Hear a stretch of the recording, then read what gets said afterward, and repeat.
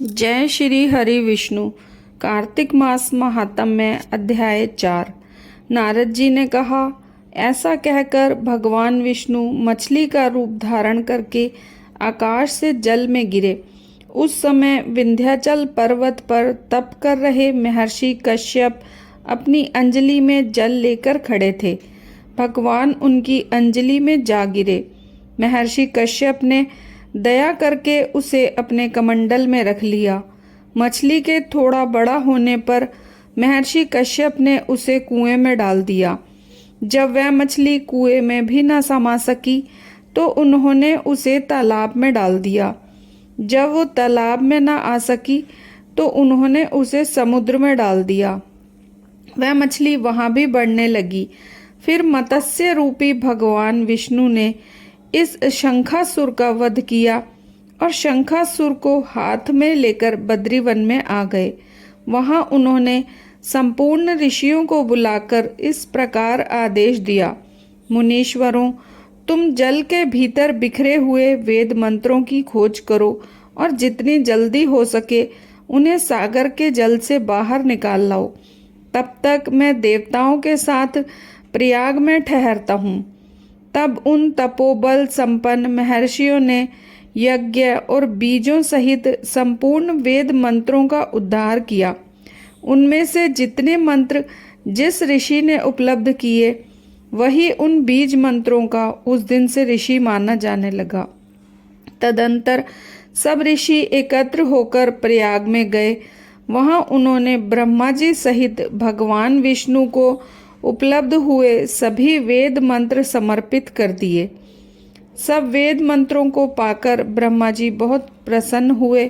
उन्होंने देवताओं और ऋषियों के साथ प्रयाग में अश्वमेघ यज्ञ किया।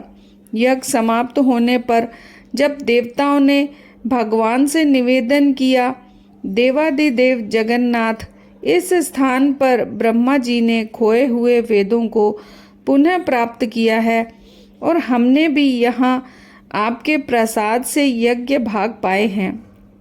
अतः यह स्थान पृथ्वी पर सबसे श्रेष्ठ पुण्य की वृद्धि करने वाला एवं भोग तथा मोक्ष प्रदान करने वाला हो।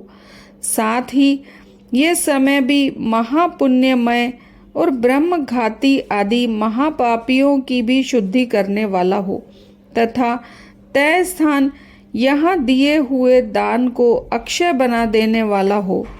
ये वर दीजिए। भगवान विष्णु बोले, देवताओं, तुमने जो कुछ कहा है वह मुझे स्वीकार है। तुम्हारी इच्छा पूर्ण हो। आज से ये स्थान ब्रह्म क्षेत्र के नाम से प्रसिद्ध होगा। सूर्य वंश में उत्पन्न राजा भगीरथ यहाँ गंगा को ले आएंगे और वह यहाँ सूर्य कन्या यमुना से मिलेगी।